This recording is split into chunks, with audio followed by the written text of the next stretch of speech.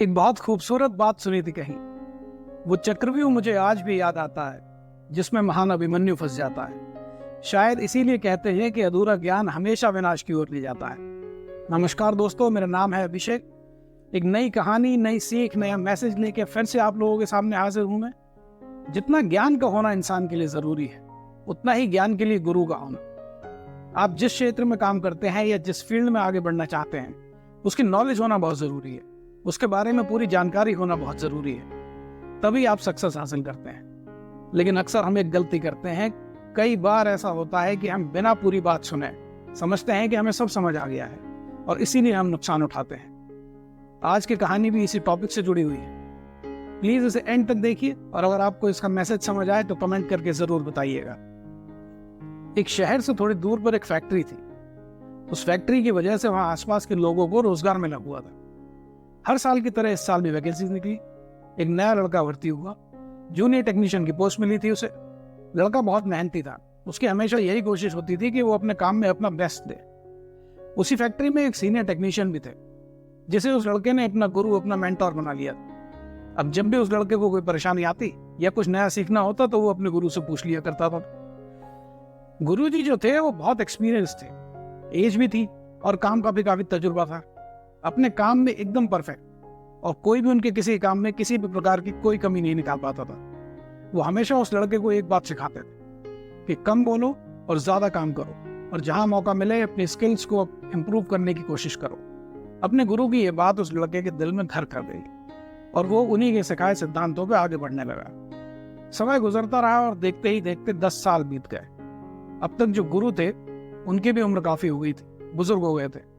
तो उन्होंने सोचा कि अब ये सही समय है रिटायरमेंट लेने का। दूसरी तरफ वो लड़का भी अब तक सीनियर टेक्नीशियन हो चुका था, और सब उसे उसके इंटेलिजेंस और उसके परफेक्शन के लिए जानने लगे थे। जाने से पहले गुरु ने उस लड़के से कहा कि अपने काम पे फोकस रहे और रेगुलर अपने टैलेंट को निखारने की कोशिश करे, और जब भी उसे उनकी जरूरत हो उनके पास आ जाए। गुरु जी चले गए। वो लड़का फिर अपने काम में बिजी हो गया। कुछ समय बाद एक रात उस लड़के को लगा कि लाइफ में सेटिस्फेक्शन नहीं है, ग्रोथ उस हिसाब से नहीं हो रही जैसी वो चाहता है। मन बहुत बेचैन हो गया।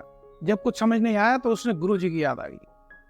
अगले दिन सुबह से वो पहुंच गया गुरु जी के घर और बेल बजा दी। गुरु ने सोचा इतनी सुबह सुबह कौन आ गया। दरवाजा खोला, देखा सामने वो लड़का खड़ा था।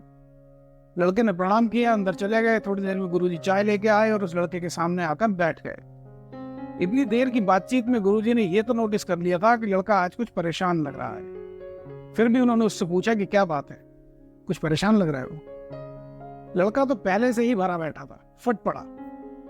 बोला, गुरुजी आपने जो सिखाया, जैसे सिखाया, मैंने पूरी निष्ठा के साथ उन बातों को पालन किया। पूरी ईमानदारी से, पूरी लगन से अपना काम किया। कभी किसी को शिकायत का मौका नहीं दिया। लेकिन मुझे क्या मिला? मैं आज भी उसी सैलरी पर काम कर रहा हूं जो आपके टाइम पे थी। मुझसे बाद में आए हुए लोग जो तजुर्बे और काबिलियत में मुझसे कम है, उनका प्रमोशन हो गया। गुरुजी उसकी बातें बड़े ध्यान से सुन रहे थे। जब लड़का शांत हुआ तो गुरुजी बोले, एक बात बताओ, क्या तुम्हें लगता है तुम अपने काम में बेस्ट हो और तुम्हारी जगह कोई दूसरा नहीं ले सकता? लड़के ने कहा, बिल्कुल, मेरे जैसा काम कोई दूसरा नहीं कर सकता। गुरु को लड़के का कॉन्फिडेंस देख के अच्छा लगा। कुछ देर सोचने के बाद वो बोले कि तुम काम से 1-2 दिन की छुट्टी ले लो, कोई भी वजह बनाकर छुट्टी ले लो, तुम्हें थोड़ा आराम करना चाहिए। लड़के ने हैरानी से गुरु की तरफ देखा, लेकिन उसे अपने गुरु की बात कुछ कुछ समझ में आई। तुरंत गुरुजी को धन्यवाद करके फैक्ट्री चला गया, छुट्टी के लिए एप्लीकेशन दे दी और चला गया अपने घर। अब 2 दिन बाद जब वो वापस फैक्ट्री पहुंचा तो मैनेजर ने उसे अपने केबिन में बुलाया और बोला कि भाई, तुम 2 दिन छुट्टी पे क्या चले गए? यहाँ तो हालत ही खराब हो गई। कुछ मशीन्स में खराबी आ गई थी और कोई भी उन्हें सही नहीं कर पा रहा था। मैनेजर को भी उस लड़के की वैल्यू समझ में आ गई थी, इसीलिए उसने उसका प्रमोशन कर दिया। उस लड़के को बहुत खुशी हुई और मन ही मन उसने अपने गुरु को धन्यवाद दिया। अब तो जब भी उसे लगता है कि फैक्ट्री में उसके साथ वैसा व्यवहार नहीं हो रहा है जैसा वो चाहता था, वो छुट्टी ले लेता और घर पे आराम करता। जब वापस आता तो जैसा वो चाहता वैसा ही होता। प्रमोशन भी मिल जाता और सैलरी भी बढ़ जाती। लड़के को लगा मानो उसने सफलता का नया राज जान लिया हो। लाइफ में आगे बढ़ने की चाबी उसे मिल गई।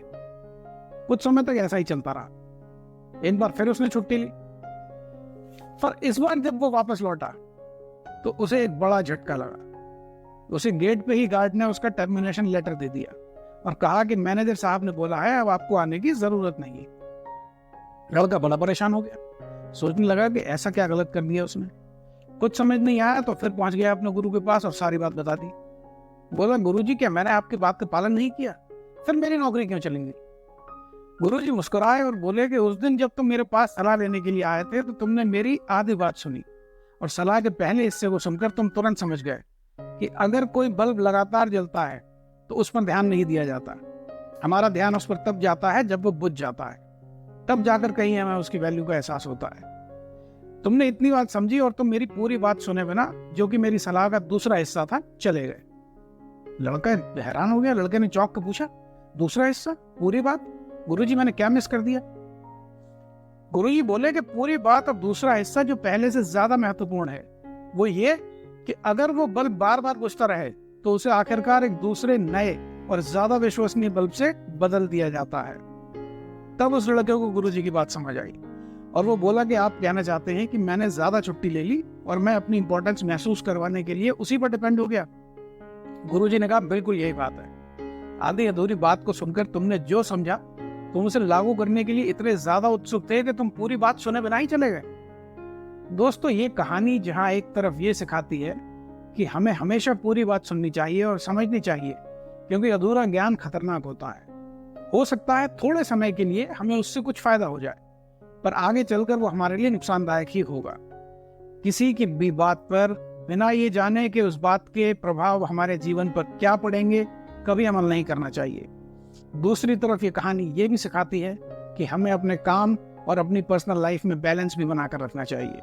जहाँ काम जरूरी है वहाँ आराम भी जरूरी है। अगर आप बिना खुद को आराम दिए सिर्फ काम ही काम करते रहेंगे तो आपकी पर्सनल लाइफ डिस्टर्ब हो जाएगी और हो सकता है कि आपके अंदर एक फ्रस्ट्रेशन भी आ जाए, जिसका असर सिर्फ आप पर ही नहीं बल्कि आपसे जुड़े बहुत से लोगों पर पड़ेगा। इसीलिए काम पे फोकस रखिए, पर समय समय पर अपनी फैमिली और खुद के लिए भी टाइम निकालें और ये कोशिश करें कि आप उनको ज्यादा से ज्यादा समय दे पाएं। अगर आपको ये कहानी अच्छी लगी हो तो इसे ज्यादा से ज्यादा लोगों तक शेयर करें। क्या पता आपका किया एक शेयर किसी के जीवन में कुछ अच्छा बदलाव ला पाए। मिलते हैं अगली कहानी में, तब तक के लिए धन्यवाद।